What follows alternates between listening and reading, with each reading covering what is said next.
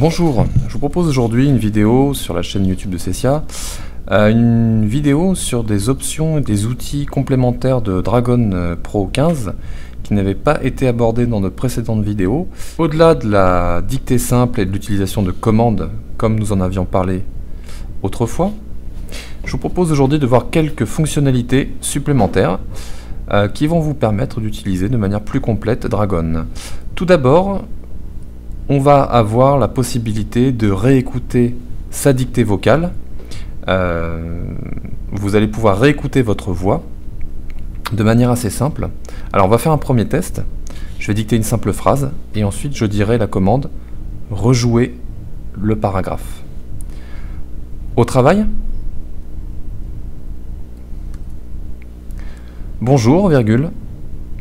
Nous sommes aujourd'hui réunis ensemble devant cette vidéo qui traite d'outils supplémentaires dans Dragon Pro 15. Point. Voilà, je viens de couper le micro. Donc, pour réécouter ma propre voix en train de dicter ce que vous venez de voir à l'écran, nous allons dire la commande « Rejouer le paragraphe ». Au travail, rejouer le paragraphe. Bonjour, virgule. Nous sommes aujourd'hui réunis ensemble devant cette vidéo qui traite d'outils supplémentaires dans Dragon Pro 15. Point. Voilà, je coupe le micro. Donc, ce que vous venez d'entendre, c'était ma voix qui a été enregistrée précédemment. Et vous avez vu qu'il y avait un petit suivi visuel en même temps qui permettait de savoir où on en était dans la reconnaissance vocale. À quoi ça sert? Ça sert principalement dans les cas où vous constatez que Dragon fait des erreurs de reconnaissance. Eh bien, le fait de réécouter votre voix vous permet de savoir si c'est vous qui avez mal dicté le mot ou si c'est au contraire Dragon qui n'a pas bien compris le mot. Auquel cas, s'il n'a pas bien compris, bah, il faudrait revoir les leçons précédentes, notamment comment rajouter des mots au vocabulaire. Donc ça, c'est la première chose. Je vais dicter un nouveau paragraphe au travail. Le prochain outil sera la possibilité de faire relire par Dragon l'intégralité de notre document, virgule, ou tout simplement un paragraphe précis. Point. Cette lecture se fera par le biais d'une synthèse vocale intégrée au logiciel. Point. Au repos. Donc dans ma dictée, j'explique un petit peu le sujet suivant. Lorsqu'on installe Dragon, il y a en réalité une synthèse vocale qui s'installe également en même temps. Et vous avez donc la possibilité d'écouter votre dictée, mais lue cette fois par une synthèse vocale. Alors, il y a plusieurs messages possibles.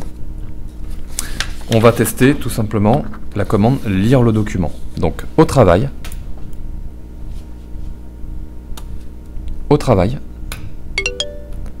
lire le document.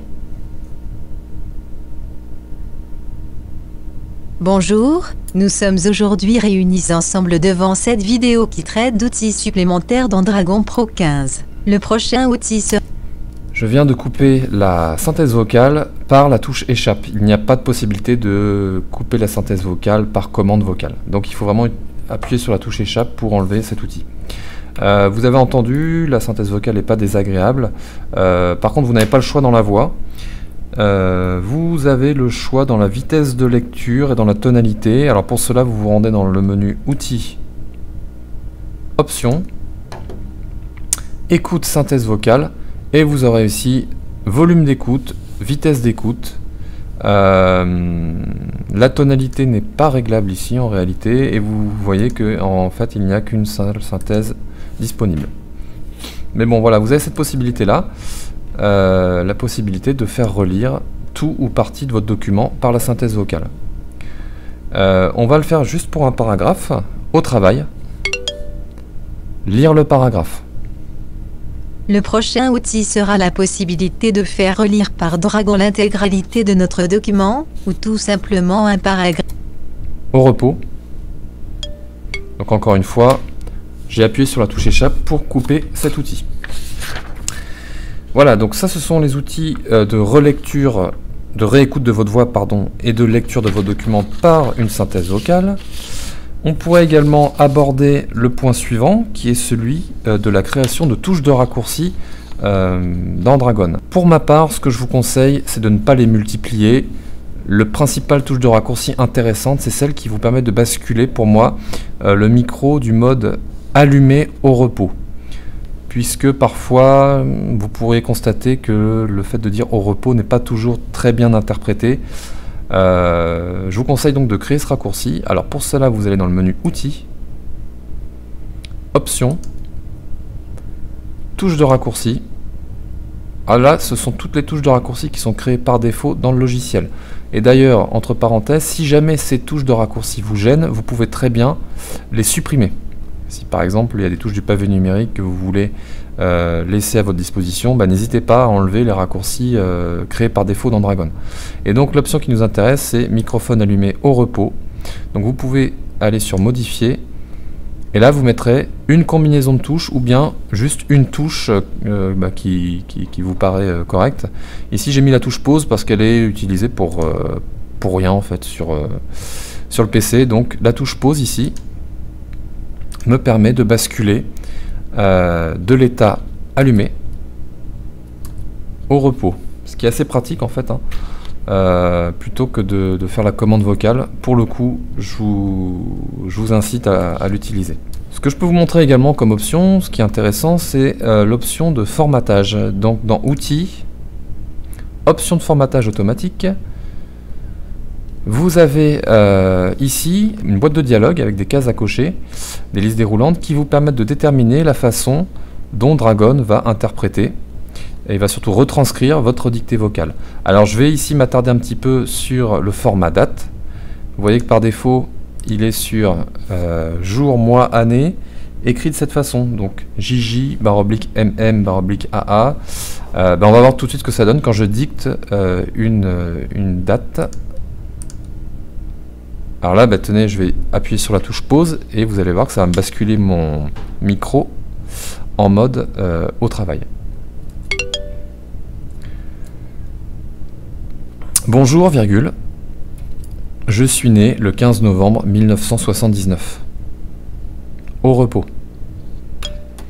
Donc vous constatez, il l'a écrit, il a formaté automatiquement la date de naissance sous le format que j'avais choisi. Et maintenant, si je choisis dans formatage automatique selon la dictée, il devrait, selon toute vraisemblance, le mettre en toutes lettres. Au travail. Bon, je vais plutôt utiliser la touche pause. Bonjour, virgule, je suis né le 15 novembre 1979. Et j'appuie sur la touche pause. Vous voyez, cette fois, il a écrit en toutes lettres la date de naissance. Voici pour ces options de formatage automatique. Alors en réalité il y en a d'autres. Là c'était juste un exemple, je ne développe pas plus, mais vous constaterez qu'il y a possibilité de régler pas mal d'autres choses. Les monnaies, qu'est-ce qu'il y a d'autre, la façon dont sont interprétés les chiffres, est-ce qu'ils vont être écrits en lettres ou en... les nombres, pardon, savoir s'ils vont être écrits en chiffres ou en toutes lettres. Dernier outil très intéressant, c'est l'outil de transcription. Alors cet outil de transcription, il va vous permettre de transformer un fichier audio en fichier texte. En quoi ce serait intéressant? Ce serait intéressant dans le cas où, par exemple, vous êtes travaillé à l'aide d'un dictaphone et vous enregistrez sur dictaphone des notes vocales que vous voulez ensuite récupérer au format texte. C'est un premier exemple. Deuxième exemple, j'ai ici des documents sur mon PC qui sont des fichiers audio enregistrés par le moyen d'une synthèse vocale. Si je veux récupérer le format texte de la lecture audio de ma synthèse vocale, je peux le faire par l'outil de transcription. Je vais donc aller dans le menu Outils, Transcrire un enregistrement. J'ai cette boîte de dialogue qui s'ouvre. En fait, je peux choisir la source, la personne qui parle. Donc, ou bien je dis que c'est moi, c'est mon profil, ou bien je peux dire une autre personne. Donc, si c'est pas vous qui parlez sur le fichier audio, donc par exemple là, ce serait plutôt une autre personne puisque c'est une synthèse vocale. Je vais mettre une autre personne. Fichier audio d'entrée. Là, vous allez chercher votre fichier MP3 par exemple. Et là, je vais prendre ce fichier test1 balabolka.mp3, ouvrir. Par défaut, il va vous créer un fichier audio, un fichier texte de sortie qui portera le même nom et qui se trouvera au même emplacement que votre fichier d'entrée. Donc ici sur le bureau. Je clique sur le bouton transcrire. Alors il se trouve que je l'avais déjà créé, mais je le recrée quand même. Donc là, le temps de transcription peut être assez long. En fait, cela va dépendre de la taille de votre fichier audio de base. Donc ici, mon fichier audio de base fait 2 minutes, donc ça ne devrait pas prendre très longtemps pour la transcription. Donc voilà, la transcription est terminée. Ça prend quand même un peu de temps. Et donc j'ai bien sur le bureau un fichier qui porte le même nom que mon fichier audio, au format RTF. Je vais l'ouvrir.